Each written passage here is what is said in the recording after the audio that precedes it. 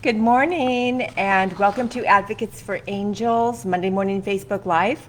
I'm Valerie Abrahamian, the IEP Navigator, and I help parents get the special education program their child needs to thrive, both in school and in life after high school. So today's Facebook Live is entitled Protect and Defend the IEP in Virtual Schooling. Right now, we are living in history, but our children are feeling the strain while they struggle to learn online during the pandemic. So parents, protect and defend the IEP in virtual schooling. That task is laid upon parents of children in special education because parents, your local school district is not going to protect and defend your child's IEP in virtual schooling. That's not what's happening. IDEA is being violated every day, hundreds of thousands of times a day across the nation with our 7 million kids that are on an IEP in America. So how are you going to do that? I've been talking about this since summer, since actually March when schools closed throughout the summer. But today I want to give you the really basics, the basics of what you can do right now to move forward in the 2020-2021 school year, okay? Number one, the best advice I can give you is to get current present levels of performance. In other words, PLOP, you'll see that acronym PLOP or PLOAP, present levels of academic performance. Okay, so that is in your every IEP. The district is mandated, they're obligated, it is their duty to, when we came back to school, whenever your school opened the new year, and if you are not in a brick and mortar building and we're still in virtual of some kind, the districts were obligated to gather current present levels of academic performance. Okay, parents, now a lot of IEP teams did not do that. They're just coming back on and moving forward as if nothing ever happened in March, April, May, and June. Okay, your child regressed in March, April, May, and June. If you didn't receive your child's IEP, if you didn't receive an education, your child didn't receive an education, if your child didn't receive academic instruction, their services, worked on their goals, they regressed, okay? There's no way around this fact. So your present levels of performance is where your child is functioning right now in this current moment. When you have an IEP, the district is obligated to look at your child's current academic performance as of that IEP day. How do they determine the present levels of performance? The teachers or a psychologist must administer informal tests for your child in all areas of academic performance. And I'm not going to list all those areas, but there are many areas. Informal test is a test that teachers can use, all different kinds of informal tests in which they can determine present levels of academic performance. Standardized test would be a academic achievement test, which are standardized tests, and they are absolutely conducted by a psychologist, which is a much more formal test that gives much more accurate and complete test scores. So whatever way they decide to determine it, whether it be informal tests or formal standardized testing, they must do so. They must present you, have a discussion at the IEP meeting where your child is currently in their present levels of performance. Now, when you get this information, you want to make sure that you ask your IEP team, I'd like to see those protocols in which those standardized tests were given to my child. I'd like to see the data collection in which you did those informal tests and what the outcome was from the informal tests. You have the right to see these documents in what the kind of tests they did, and what the results were for your child and the protocols. You should ask for that because you want to hold the IEP team or whoever conducted those assessments, you want to hold them to integrity and to make sure the information they're relaying to you and they're putting in your IEP is accurate. Okay, because it's very easy to have subjective and objective opinions about informal test results. Informal testing, a teacher can prompt your child, point your child towards the correct answer, let your repeat the direction over and over and over in a different way, let them have extra time, and really guide your child to the right answer. So, which is, sometimes it's okay. But when you want to make sure, what is your child able to do at this time independently, and how is that in comparison to where they were in March when we left school, you're not going to get an accurate picture of how much they regressed if that is in fact occurring with an informal test. So there's a big difference between informal testing and standardized testing for an academic achievement test. Okay, so now let's talk about that academic achievement test. So an academic achievement test you must make that request for an academic achievement test because it is a standardized test, and they're probably going to provide you with an assessment plan that you're going to sign to authorize. You are requesting that a psychologist conduct an academic achievement test for your child. Now, there's many different types of academic achievement tests. You can have that discussion with your psychologist at the meeting, what kind he or she would like to recommend, and you have the right to have say so in what tests they're going to recommend. So, you always have the right, parent, in any discussion or decision that is made for your child to weigh in on it, to have be fully informed about it and have a discussion on it before they just decide and tell you, this is what I'm picking and this is what I'm doing. You have the right to have a discussion about that and understand what test he or she's choosing and why they're choosing it. Now, an academic achievement test is a portion when you every 3 years you will have a psychoeducational assessment, a full battery of tests that is given by a psychologist every 3 years for the triennial IEP. It's a psychoeducational assessment. Within that psychoed assessment, a portion of that assessment is an academic achievement battery of tests. That's what you're going to be asking for, because that's what will provide you with the standardized test scores in all areas of academics that will give you the information through standardized test scores, which is much more solid, complete, accurate findings than informal tests. You have the right to ask for that. However, that is going to take, in California, it's 60 days to receive assessment findings and hold an IEP meeting. If you're not in California, check your timeline for assessment in your area. So that's academic achievement test. So after you receive either the informal test results or the academic achievement standardized test results, what do you do with them?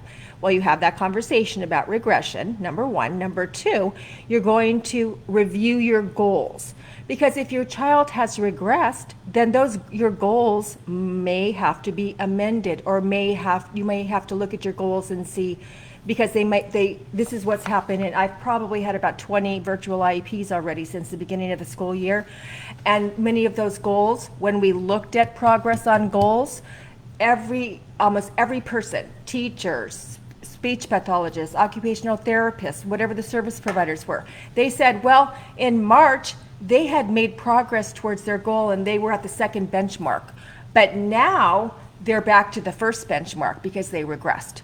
This is a very important conversation because it's going to give you the evidence to show your child's regressed when you're looking at the progress on goals and when people are reporting on, well, they had met up to the third benchmark, but now they're back to number one, or now they're back to the second benchmark. That is going to give you a present level of where your child is achieving now and where they are in making progress towards their goals. Hugely important, parents, to know.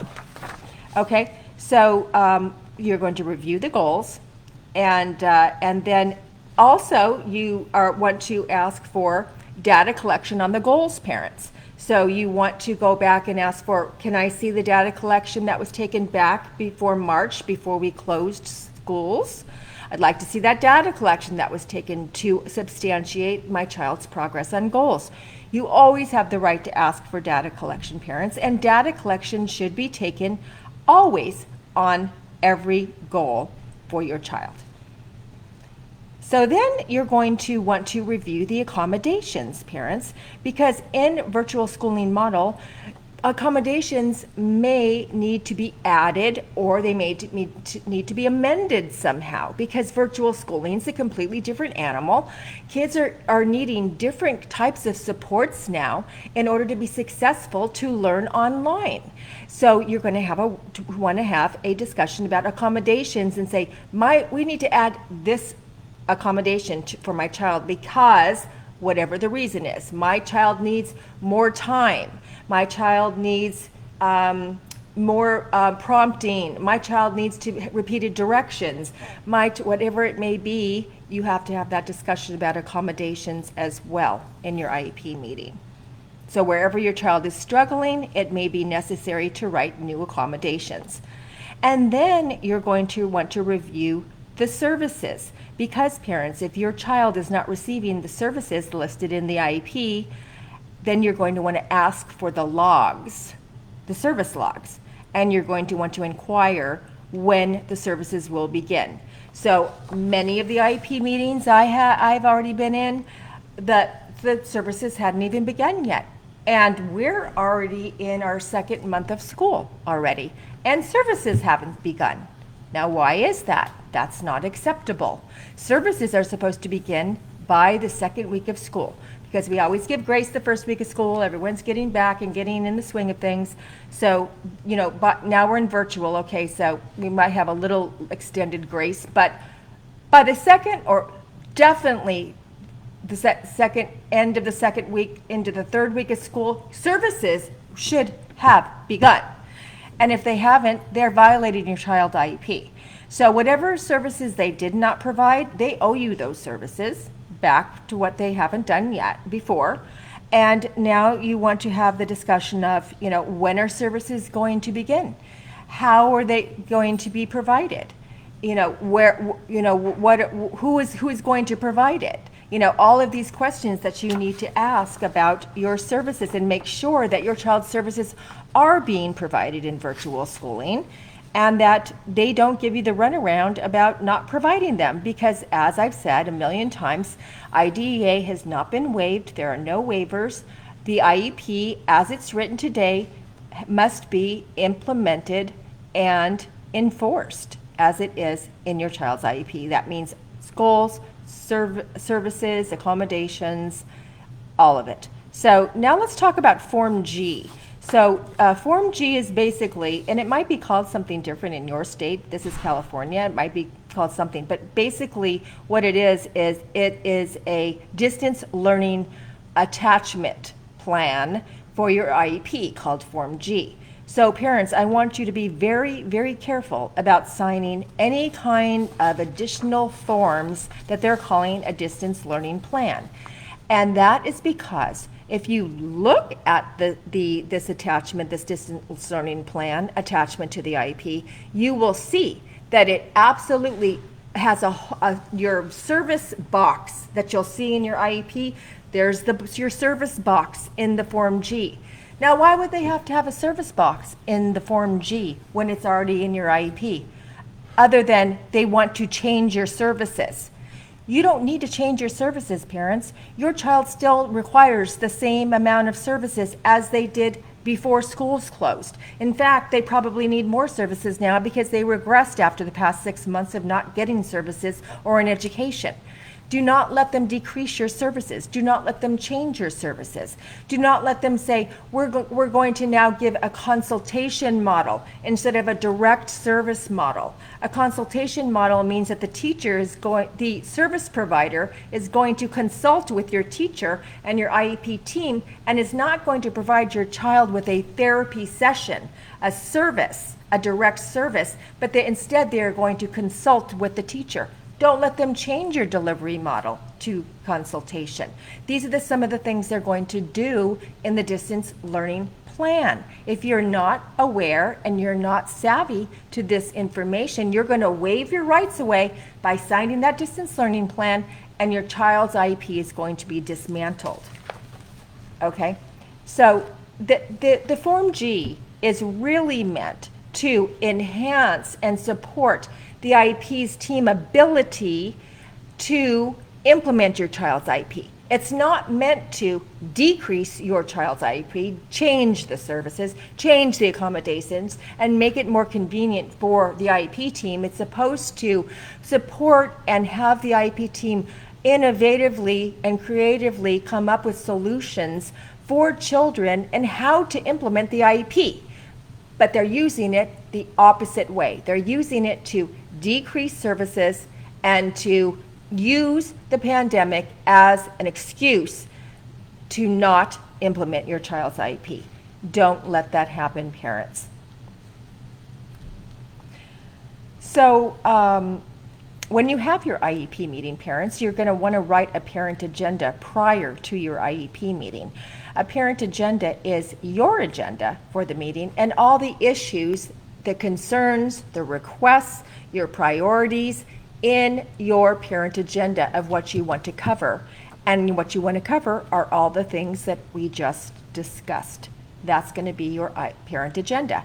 You're going to want to provide that parent agenda to your program specialist and your case carrier and maybe your principal prior to the meeting, so they are prepared to know this is what you would like to discuss and cover at your IEP meeting. Especially if you called the meeting, parents. If you called the meeting, it's your purpose of the meeting. Your purpose of the meeting is to cover your parent agenda listed in that document. Okay? So,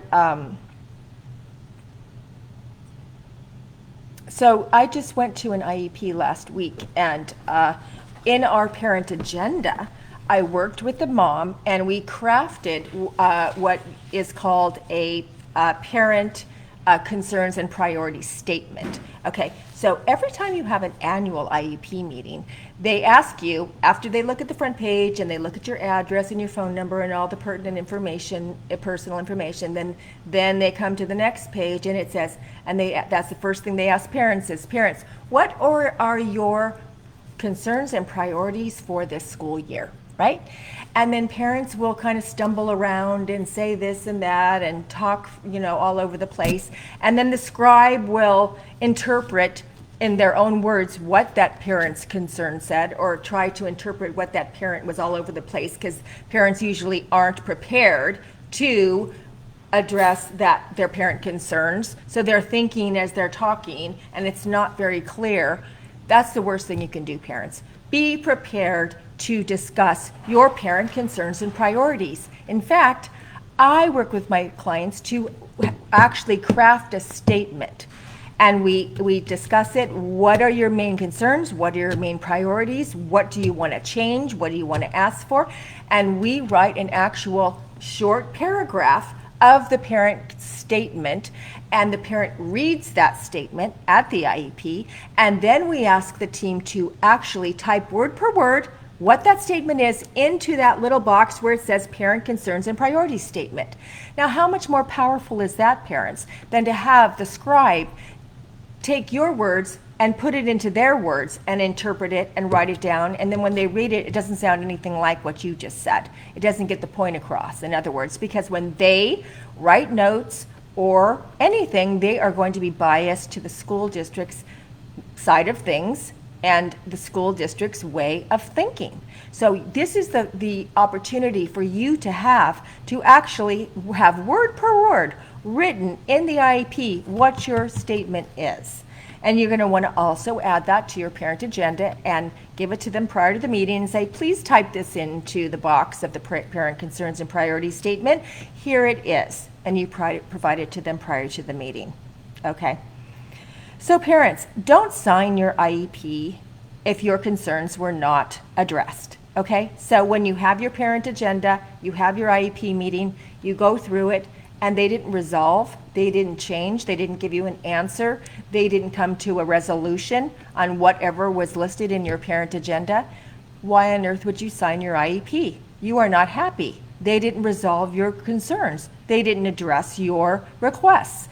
You would not sign your IEP, parents. Do not let them intimidate you, coerce you, tell you that you're not going to get that your child's not going to get their services. You have to sign it. You can't not sign it. Whatever they tell you, it's not correct, parents. Stay put goes into effect when you don't sign the current offer of FAPE or current IEP, okay? In California, stay put goes into effect the second a parent doesn't sign the IEP. The last signed, agreed upon IEP remains in effect until the current IEP is agreed and signed. In other states, stay put, parents must enact the stay put order by writing an email and saying, I don't agree with this IEP and I'm enacting the stay put order for my last signed, agreed upon IEP. And that's how you do it. So find out if it's your state, what your stay put regulation is, and utilize stay put if you're not in agreement with the offer of your IEP. Okay? So let me see, I think I have a question. Challenged on compensatory education and services that would be provided since IEP violated March to June. Principal said a PWN was sent out. I asked if I signed anything agreeing to those changes of decreasing services. Of course I didn't. In California, not heard of Form G. Wonder what weight does a PWN via email hold? Okay, so when school districts change, amend, decrease, do any kind of changes to an IEP, they are required by law to send a parent a prior written notice, a PWN, identifying and outlining those changes and the reasons for those changes. So that is required. If you didn't get the PWN, then you need to ask them, send it to me again because I didn't get it, okay? Now, what PWNs do is they provide parents with the opportunity to disagree with the PWN, to disagree with, no, I don't agree with you making those changes or amendments to my child's IEP. So that is done in a dissent letter. You're going to write a dissent letter and say, no, I'm in disagreement to those changes to my child's IEP. And at that point, you're in a dissent. Now, hopefully you didn't sign the last IEP. If you did, you're going to call an IEP meeting and you're going to say, I'm in disagreement and I'm not signing, because when you have an unsigned IEP, it's much more powerful than just disagreeing in a PWN. However, you can just disagree with the PWN. But I would call an IEP meeting as well, discuss those changes and fight for them not being changed, because you can work with your individualized IEP team and come to a resolution, especially today when districts are sending out these blanket PWNs, making these edicts like, we're not doing assessments until school's open to the whole district of kids on an IEP, which is a violation because assessments weren't waived. So that district is violating IDEA to, 7,000, 6,000, however many kids are on IEP, to every single one of those kids. Those districts that's happening, parents should get together and write as many compliance complaints as you possibly can, because districts are getting away with these kinds of things that are unlawful. And so that is what I would absolutely have you do. If you haven't heard of Form G, you probably will. When you have your next IEP meeting. Now, some it choose to use Form G. I mean, it's it's a choice of every school district whether they want to use that attachment distance learning plan form or if they don't. So you might not see it. Some districts are and some districts aren't. So parents, I hope you got value out of all that today, but that is really the basics of what we're looking at right now in terms of advocacy. And if you want more help with your individual child's IEP, you want to have me assist you with writing your parent agenda, your dissent letters, a compliance complaint, understand what your IEP says and how to prepare for your IEP meetings and get the scripts and the forms and the templates that I work with parents. I have a monthly membership. It's called the Parent Brigade, and you can join my Parent Brigade and I can coach you and teach you and help you on all the steps that we just covered this morning. And parents, don't forget about the Advocacy Roundtable. It's this Thursday, the 17th of September at 5 p.m. Pacific time. We're going to be having and featuring Judge Mark Levine, a retired special education judge who quit his job as a judge to advocate for children and support parents of kids on an IEP. He's an amazing guy. His heart is so into helping parents and advocating for kids. I mean, who does that? Who quits their job as a judge to become an advocate? And that's what this guy did. So please attend. It's on my Advocates for Angels Facebook page. You can register there. You'll also find the Parent Brigade registration on my Advocates for Angels page. If you're interested in that, private message me for that. I'll see you on my Wednesday town hall meeting every Wednesday night at 5 o'clock Pacific time for my Wednesday town hall. And then I'll see you on Thursday night at 5 for the Advocacy Roundtable. Thanks, guys, and please like and share this video so we can help as many parents as we possibly can. Take care. God bless.